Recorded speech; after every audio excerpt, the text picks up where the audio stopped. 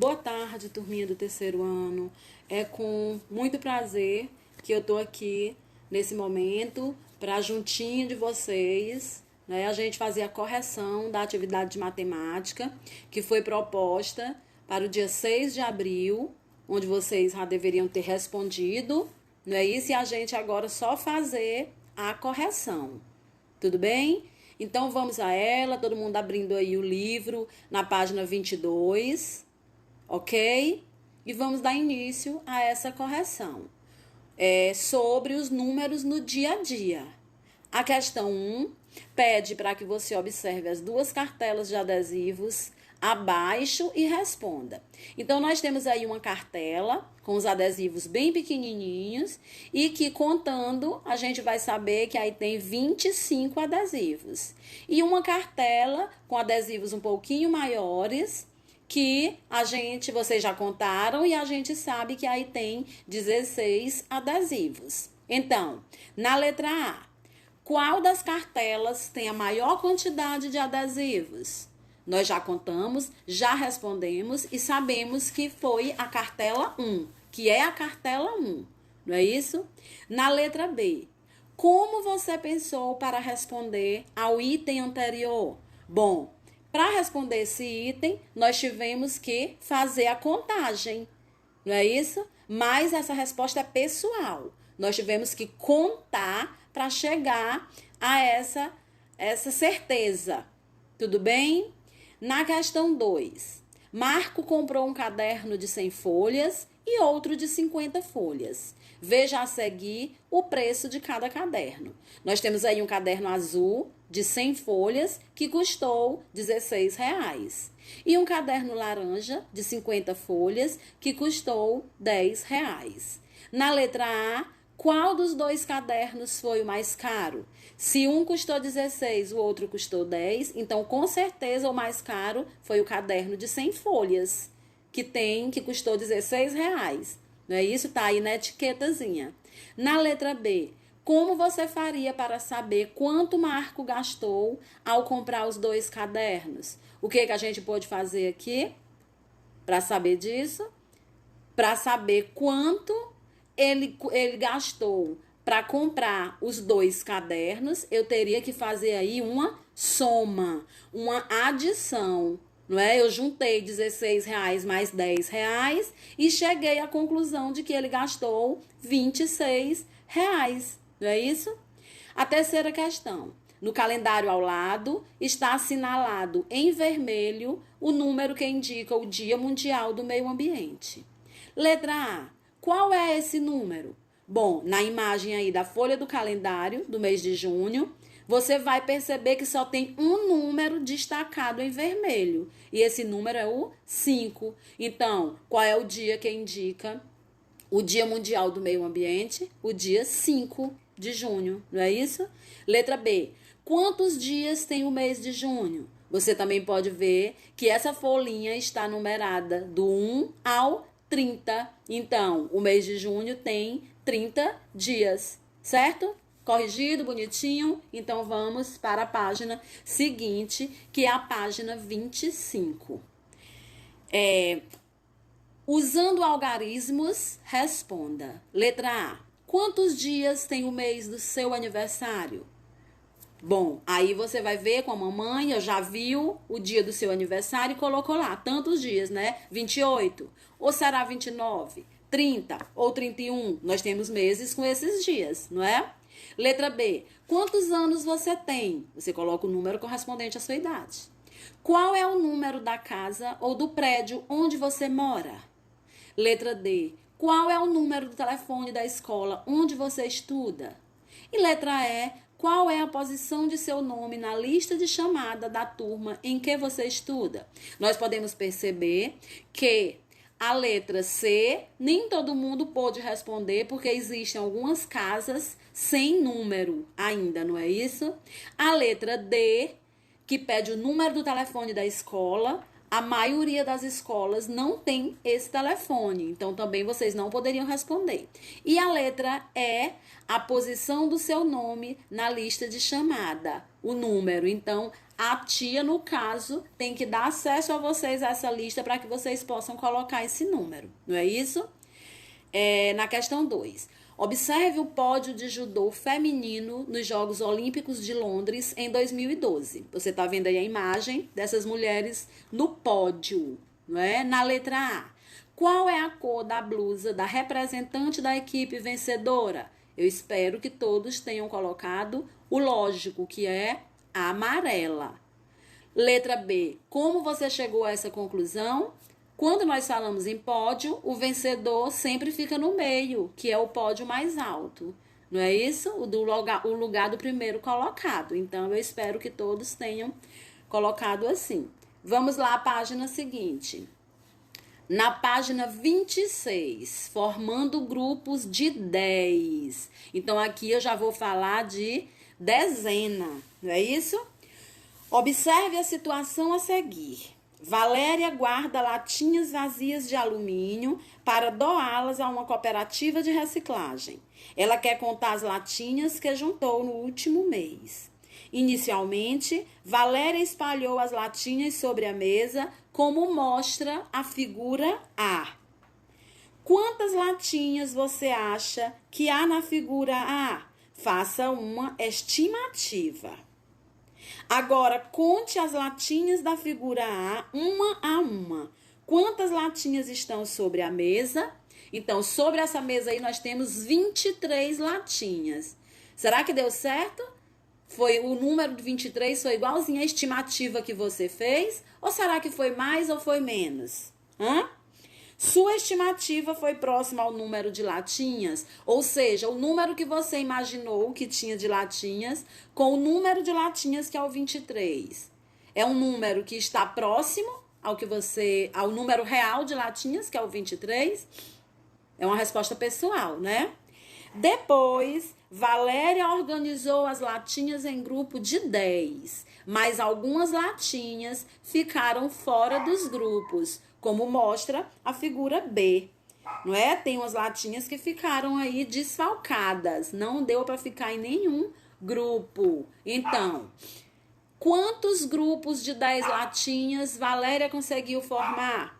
2 grupos, não é? De um lado tem 10, do outro lado tem 10 também, então 2 grupos. Quantas latinhas ficaram fora dos grupos? 3 latinhas, não foi isso? Quantas latinhas há ao todo na figura B? Então, o que eu tinha que fazer aí? 2 grupos de 10, 20, mais as 3 latinhas que ficaram fora. Então, 23 latinhas é a resposta correta. Em qual das duas figuras você achou mais fácil contar a quantidade de latinhas? Justifique a sua resposta. Então, gente, em qual?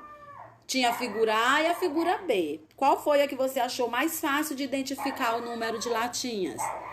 Eu acredito que na figura B, não é? Que vocês dividiram por grupos, aí foi dividido por grupos de 10, você juntou ao que sobrou, e aí você percebeu que 2 grupos de 10 são 2 dezenas. 2 dezenas são 20. As 3 latinhas que sobraram, 3 unidades. Então, 2 dezenas, 20, mais 3 unidades, 23. Não foi isso? Que bom, acho que estão entendendo. Que tal fazer como Valéria? Convide os colegas para juntar latinhas de alumínio e encaminhá-las para a reciclagem. Para representar a quantidade de latinhas que juntou, Valéria registrou o seguinte número no quadro valor de lugar ou quadro de ordens. Bom, aí é só uma explicação, não é isso? Aí você viu, você já deu para visualizar o quadro da ordem das dezenas e das unidades que foi explicado em aulas passadas, não é? Então, vamos seguir. Página 28. Na página 28, diz o seguinte: como vimos anteriormente, os dedos das mãos do ser humano também favorecem a contagem por agrupamento. Em vez de contar objetos um a um, a contagem podia ser feita de 10 em 10. Não é assim? 10 unidades formam uma dezena. Então, na questão 1, Júlio vai preparar uma receita com ovos. Para organizá-los, ele os separa em grupos de 10, os separou em grupos de 10 e colocou cada grupo em uma caixa, como mostra a figura a seguir. Então, vocês estão vendo aí 2 caixas com ovos. Na letra A, Júlio vai usar quantos grupos de 10 ovos? 2 grupos, como vocês estão vendo aí. 2 caixas, 2 grupos. Quantas dezenas de ovos? 2 dezenas. Numa caixa tem uma dezena, na outra caixa tem mais outra dezena. Então, 2 dezenas. Na letra B, complete o quadro de ordens abaixo com a quantidade de ovos que Júlio vai usar. Na ordem das dezenas, eu tenho o quê? 2 dezenas. E na ordem das unidades, eu tenho o quê? 0 unidade. Porque ele só dividiu em dezenas, um grupo de 10 e outro de 10. Então, 2 dezenas e 0 unidade. Na página 29, questão 2. Gláucia, Cristina e Karina usaram o material dourado para representar a idade da mãe de cada uma delas. Veja o número que cada uma representou. Gláucia, Cristina e Karina, tá aí, todos representados pelo material dourado. Qual é a idade da mãe de cada menina? Você teria que contar os cubinhos, não é? Gláucia, 51 anos, tá aí, 5 dezenas e 1 unidade, então 51 anos. Cristina, 2 dezenas e 7 unidades, então 27 anos. E Karina, 3 dezenas e 5 unidades, 35 anos. Na letra B, qual das meninas representou um número cujo algarismo das dezenas é maior que o algarismo das unidades? Então, gente, os números representados aí foram 51, 27 e 35. Qual é deles que o número das dezenas é maior do que o número das unidades? É o 51, então a mãe é a Gláucia. Vamos lá, questão 3. Observe o número de cada ficha a seguir. Aí nós temos uma ficha com 32, 44, 67 e 50. Considerando esses números, escreva por extenso. Extenso é o número, o nome. Então, letra A. O número cujo algarismo das dezenas é igual ao algarismo das unidades é o 44. 4 dezenas e 4 unidades. Letra B. O número que corresponde a exatamente 5 dezenas é o número 50, 5 dezenas e 0 unidades. E na letra C, o número que tem mais dezenas é o 67, não é? 6 dezenas, então é o que tem mais. Tudo bem? Tudo certo? Corrigimos? Ótimo, gente. Então, nós teremos outra oportunidade também de nos encontrar para corrigir atividade de matemática, tá bom? Então, um beijo no coração de vocês. Tchauzinho.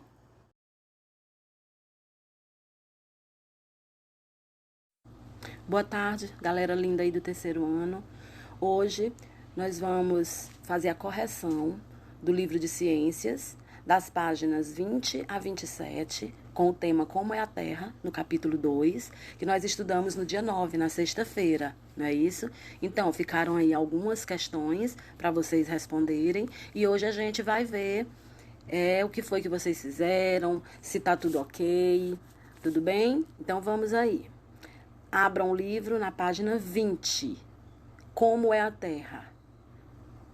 Isso? Então, na página 20, vocês viram aí um trechozinho de um texto que se refere ao livro Viagem ao Centro da Terra.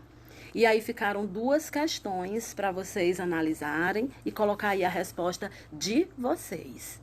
Ok? Bom, na página 22, sobre o interior do planeta, né, tem uma questãozinha. Troque ideias com os colegas. Aí o que a tia falou para vocês? Que nesse momento, ao invés de vocês trocarem ideias com os coleguinhas, o que não era possível, vocês procurassem trocar ideias com as pessoas aí da sua casa, papai, mamãe, titia, irmãos, ou na aula de reforço com a tia, com a pessoa que lhe orienta na hora de fazer a atividade. Você troca ideia com alguém que está próximo a você, tá bom? E aí, a pergunta: quais são as características de cada camada da Terra? Bom, nós sabemos que a Terra apresenta três camadas, que é a crosta, o manto e o núcleo, não é isso? Aí no livro você vê as características de cada uma, e era isso que você ia colocar aí. Por exemplo, o manto é sólido e muito quente. O manto é a camada mais espessa da Terra. Tá lá, você só vai tirar de onde você leu no livro e vai escrever aqui na sua resposta. Era isso que você deveria ter feito. O núcleo, qual é a característica que a gente pode dar para o núcleo? O que diz aí? Apresenta uma parte sólida e outra parte líquida externa. Não é isso? E é a camada mais interna do planeta. É a mais profunda. Por isso é chamada de o centro, porque está lá no fundo. Tá bom? E nós temos ainda, além da crosta e do núcleo, além do manto e do núcleo, nós temos a crosta, que é a camada superficial e sólida, formada por rochas. Então, são essas três camadas com características distintas. O que você vai colocar? A crosta é a camada superficial, é sólida e formada por rochas. O manto é a camada subsequente, sólida e muito quente. E o núcleo é a camada mais interna do planeta e apresenta parte sólida e outra parte líquida. Tá certo assim? Tá respondido. Na página 27, tem uma questãozinha que tá diferente no livro do professor, tá diferente do livro de vocês. E quem fez essa observação foi até uma mãe. Obrigado, mãe. Eu estava na sexta-feira, quando estava dando aula, eu falando, e a mãe observou que não estava do mesmo jeito do livro, não é? Então, a questão que tem aí no livro de vocês, na página 27, é diferente da minha. Então, a que vocês iriam responder, é óbvio, é a de vocês, onde pergunta: que importância o solo tem na sua vida? Troque ideias com os colegas. Bom, essa pergunta também é direcionada para você, porque é a observação que você faz acerca da importância do solo. Qual é a importância que tem na sua vida? Nós sabemos que o solo é muito importante porque nos possibilita condições de vida aqui na Terra. É no solo que nós plantamos, é no solo que nós construímos nossas moradias, é no solo que nós nos movimentamos de um lado para o outro, não é? Então, é muito importante para a nossa vida, sim. E você, com suas palavrinhas, iria colocar essa resposta. Que importância o solo tem na sua vida? Tá certo, gente? Então, ciências, só tem essas quatro questõezinhas para a gente responder, ou melhor, para a gente discutir, porque as respostas são muito pessoais, muito voltadas para a observação de cada um de vocês, tá certo? Então é isso. Beijo no coração.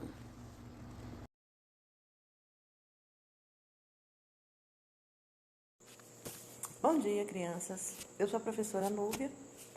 Eu vou fazer as respostas da atividade de português, história e geografia, né, do terceiro ano A, B, C e D, tá? Então, nós vamos começar pelo livro de português, página 40. Na página 40 tem um texto, né? O outro lado do espelho, você vai ler esse texto para que você possa responder atividades mais na frente. Esse texto que você vai ler faz parte do livro Alice no País do Espelho. Nesse livro, Alice é a personagem principal. Ela atravessa um espelho e descobre um lugar bem diferente. Aí tem dois pontinhos bem na frente, que tem duas perguntas que você vai responder pessoal, né? Resposta que você mesmo vai pensar, imaginar e vai escrever. Primeiro, você já ouviu falar na personagem Alice? Conte o que você sabe sobre ela. O outro. O que você imagina que a Alice encontrou do outro lado do espelho? Aí você vai dar a sua resposta, de acordo com o que você leu ou o que você já ouviu falar, tá bom? E de repente até um filminho também, né? Porque tem o filme. Agora nós vamos responder a página 42, tá? Não vamos responder a primeira questão, vamos direto para a segunda. No início do texto, a personagem Alice se encontra em uma sala. Letra A. Quem Alice vê nesse mesmo lugar? Aí ela vê quem? A gatinha de Ná, um gatinho branco e um gatinho preto. Letra B. Por que Alice fica irritada com um dos gatinhos? Resposta. Porque ele derruba uma peça do tabuleiro de xadrez. Letra C. Que objetos da sala são citados no texto? Os tabuleiros de xadrez, a rainha vermelha e o espelho. Terceira questão. Relê a fala de Alice para o gatinho. Se cruzar os braços e ficar em pé nas patas traseiras, você parece uma rainha de xadrez. Então, observe o formato das peças de xadrez que estão aqui ao lado. Bem aqui do lado, essas 3 imagens. Qual peça Alice se refere nesse trecho? A primeira, né? Que é a dama de xadrez.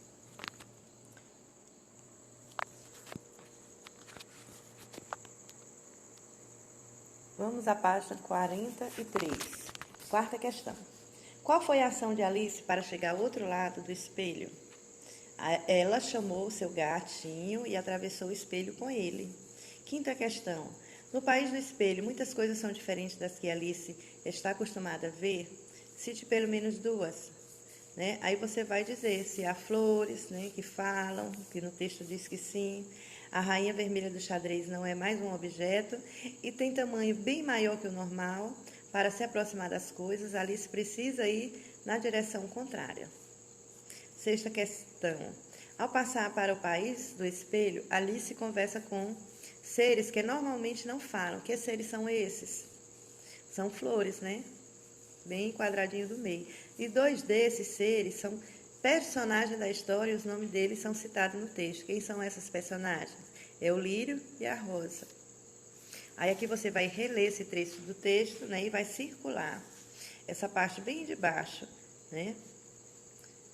E letra A. Por que Alice ficou zangada? Porque estava tentando ir para um lado, mas foi levada para outro. Vamos responder agora a página 44. A 8ª questão. De que forma Alice conseguiu se encontrar com a rainha vermelha? Ela conseguiu se encontrar com a rainha quando seguiu o conselho da rosa e caminhou em sentido contrário ao da rosa. 9ª questão, Alice achou que o conselho da rosa era tolice e não seguiu inicialmente. A visão de mundo das 2 personagens era muito diferente. O que devemos fazer quando recebemos um conselho de alguém que tem uma visão do mundo diferente da nossa? Essa resposta é pessoal, tá? Você vai pensar e vai escrever com os seus próprios pensamentos. Observe a página do sumário do livro Alice no País do Espelho e responda as questões, tá bom? O sumário é esse aí, que está aí na frente. Aí você vai responder a questão A. Que informações aparecem nesse sumário? O que elas indicam? Então, nesse sumário aparecem números, né, e títulos. Eles indicam as páginas onde se inicia cada capítulo e o nome de cada um delas. Letra B. Que elemento aparece na parte inferior da página? Uma ilustração, que é essa ilustração que tem aí na frente, tá bom? Bom, continuando aí a página 45, né? É a 11ª. Volte ao sumário da página anterior e responda as questões. Letra A. Quantos capítulos tem o livro do qual esse sumário foi retirado? Aí ele tem 9 capítulos, né? Letra B. Em qual capítulo do livro está o texto, o outro lado do espelho? No primeiro capítulo do livro. Letra C. Em que página começa o capítulo? A Rainha Alice. Página 40. 12ª, as chamadas narrativas, né? São histórias que costumam ter diálogos, ambientes e acontecimentos incomuns que não ocorrem no mundo em que vivemos, porque a história de Alice ela pode ser considerada uma narrativa fantástica. Então, marque a resposta com o X, que é o primeiro quadrinho. Por que trazer elementos, né, que fogem do que consideramos ser a realidade? E aí a 13ª também é pessoal, né? Vamos agora à página 46, onde a gente estudou parágrafo, né? Só lembrando, né, que assim, quando a gente vai formar uma frase, né, produzir um texto, bom, o que é frase, né? As frases a gente sabe que ela é um conjunto de palavras, né, que vão dar sentido ao que nós falamos, tá bom? E a gente, quando está escrevendo, a gente necessita do parágrafo, né, para que o texto fique bonitinho, organizado. Então, o parágrafo ele é um conjunto de frases, né, que forma o texto, né? Esse texto pode ser curto, médio ou longo, quer dizer, grande. E essa divisão desse texto, na mudança de uma linha para outra, é que vai ter a necessidade desse parágrafo, tá bom? Então, a gente vai continuar bem aqui. Primeira questão. Releia esse trecho, né, do texto, o outro lado do espelho. Alice olhou na direção apontada e viu a rainha vermelha do xadrez, que agora tinha mais de 1 metro de altura. Primeiro parágrafo, né? Aí ela vai fazer um outro parágrafo, então ela mudou de linha, então tem que ter necessidade do espaço do parágrafo. Alice se despediu das flores e tomou a direção em que vinha a rainha. Então, letra A. Marque um X, a alternativa que indica o que está sendo apresentado na parte destacada em azul. Lá no último quadrinho, do lugar onde estava, Alice enxergou alguém e observou a altura dessa pessoa. Letra B. Assinale a alternativa que indica o que está sendo apresentado na parte destacada em marrom. Primeiro quadrinho, né? Que diz onde Alice se deslocou do lugar onde estava, né? Letra C. O trecho acima ele foi dividido em 2 partes, por isso a segunda parte ficou na linha seguinte à primeira. Que outro elemento indica a separação entre essas partes do texto? O espaço do início da primeira linha de cada parte, né? Como a gente viu, para a gente escrever, né? A gente faz essa divisão de texto, por isso a necessidade do parágrafo. Página 47. Segunda questão. Curiosamente, o espelho é um objeto que aparece em muitas histórias fantásticas. Leia um trecho do conto Branca de Neve e os 7 Anões, em que a rainha Mar conversa com o espelho mágico. Um certo feiticeiro lhe dera um espelho mágico, né, a qual todos os dias ela perguntava com maldade. Número 1. Número 2. Espelho, espelho meu, diga-me se há no mundo mulher mais bela do que eu. E o espelho responde: em todo o mundo, minha querida rainha, não existe beleza maior. Então, letra A, numere a sequência, né, dos parágrafos do trecho acima, você numerou de 1 até 4, e letra B, você vai relacionar cada parágrafo do trecho, o que é apresentado em cada um deles. Primeiro parágrafo conta, né, a rotina da rainha após ganhar um espelho. O segundo mostra a conversa da rainha com o espelho mágico. O terceiro anuncia a fala do espelho mágico, que virá na sequência, e o quarto, o espelho mágico, responde, né, a pergunta da rainha. Agora nós vamos responder a página 48, que fala do uso de travessão, né? De 2 pontos.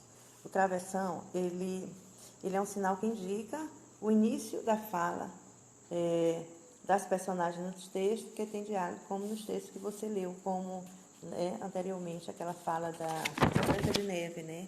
Onde ela pergunta: espelho, espelho meu, diga se no mundo há uma mulher mais bela do que eu. Você vê que tem um travessão. E aí o espelho responde, é igual responder também, e tem um travessão porque é um diálogo, é uma conversa entre os dois, o texto se baseia nisso. Sempre que isso acontecer, você tem que, né, durante a conversa, colocar um travessão antes, bem no início, tá, da frase. Aí nós vamos para a primeira questão. Releia esse trecho, né, do texto, o outro lado do espelho. Não se assuste, eu sempre tive vontade de viver na casa do espelho. Faça de conta que conseguimos penetrar lá dentro. Venha comigo. Letra A. Circule o sinal de pontuação que indica, né, o início da fala, que é o travessão, lá em cima no texto. Letra B. Qual é o nome do sinal que você circulou? Travessão. Nas frases desse trecho, onde foi usada a letra maiúscula foi usada no começo de cada frase. Bom, aqui na página 49, você vai reler o texto novamente, e na letra A está pedindo que você circule todos os travessões. Bem em cima tem, né, um círculozinho, todos os travessões, que é esse traço. Letra B, o que esse sinal indica, né? Cada vez que ele aparece, claro que eu já falei que vai indicar, né, o início da fala de cada personagem, não é isso? E a letra C, em quais situações a letra maiúscula foi usada no trecho, no início das frases, né, e do nome das personagens citadas, que foi Alice e Lírio. Letra D. No trecho acima, há um momento em que a fala das personagens é interrompida pelo narrador. Então, pinte a parte que corresponde a que o narrador está contando, que são né, os alunos devem pintar, né, os parágrafos. Observe o sinal de pontuação destacado em vermelho. Esse sinal procede. Aí é o último quadrinho, a fala de uma personagem.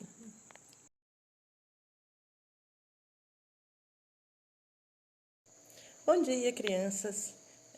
Gente, nós vamos responder a atividade de história, da página 21. Na página 20, a gente lê o texto que fala da organização do espaço entre o povo pataxó.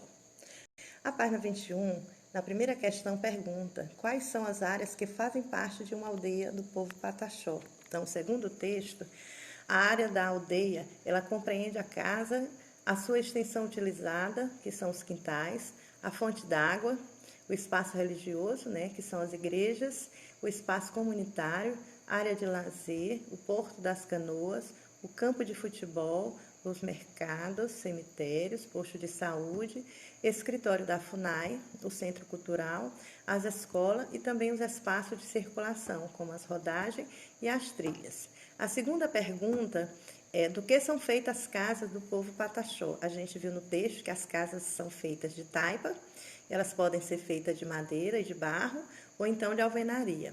E a terceira questão, a gente vai reler o texto com atenção e vai fazer um desenho, né, com os espaços que fazem parte de uma aldeia pataxó. Aqui na página, né, 24, também do livro de história, a gente já vai falar do trabalho, do lazer no campo e na cidade. Bom, então a gente tem a terceira questão aqui na página 24, que mostra uma criança lanchando, e aí você vai observar o que tem na lancheira dele e vai descobrir algumas informações sobre esses alimentos, preenchendo a tabela conforme o exemplo. O exemplo aqui fala do produto pão. E de qual material é feito o pão é a pergunta. E o pão é feito de trigo. De onde vem esse material produzido e processado? Né? Aí diz que é cultivado no campo e processado em indústria. E quem trabalhou para produzi-lo? Os trabalhadores rurais e o pedreiro. E o iogurte, né, que vai ser a resposta. O material é feito, né, de leite, e ele também é produzido no campo e processado em indústria, e através dos trabalhadores rurais e de fábrica de laticínios. O suco de laranja, ele é feito da laranja, o produto, ele é produzido no campo e também é processado em indústria, e também, né, quem trabalhou foi, né, nesse produto, foram os trabalhadores rurais e a fábrica de suco. O chocolate é feito de cacau, produzido no campo e processado em indústria, e os trabalhadores rurais de fábricas e de chocolate é que fazem, né, essa produção. Agora nós vamos para a página 25, que também fala do lazer nas cidades, né? Então, a pergunta da quarta questão é: leia as afirmações a seguir com atenção e assinale um X, verdadeiro ou falso. Letra A. É verdadeiro ou falso que novas tecnologias são poucas usadas nas atividades realizadas no campo? Falso. Letra B. Hoje as cidades se concentram a maior parte da população do Brasil? Verdadeiro. Letra C. A agricultura é uma das principais atividades econômicas do campo? Também é verdadeiro. E letra D. As áreas verdes aumentam os problemas ambientais das cidades? Claro que não. Falso.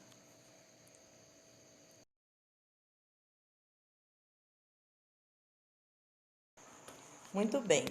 A página 30, na letra B, a resposta vai ser pessoal. Preste atenção. Sua moradia se parece com a de Ivanês? Escreva como é o lugar onde você mora. Bom, a sugestão aí é que você descreva as características, né, da sua casa, e você pode citar os móveis da sua casa, o sentimento que você tem por esse local, né? Aí a letra C pergunta: com que Ivanete costuma brincar? Você viu nas imagens que ela gosta muito de brincar com os animais. E letra D pergunta: você costuma brincar com animais como Ivanete? Se não, o que você brinca? Também é uma resposta pessoal. Você vai dizer se você gosta de brincar com uma Ivanete de animais, ou então citar outro tipo de brincadeira que você gosta. Letra E. Por que a Ivanete gosta de morar na floresta, próximo ao rio? O texto diz que ela gosta, né, de comer bacuri e cacau do mato, e também de brincar com os animais. E letra F, Você gosta do lugar onde você mora? Então também é pessoal, você vai falar se você gosta da sua casa, né? Da sua cidade ou então interior que você mora, né? Do bairro que você mora. Você vai falar do local onde você mora, tá bom?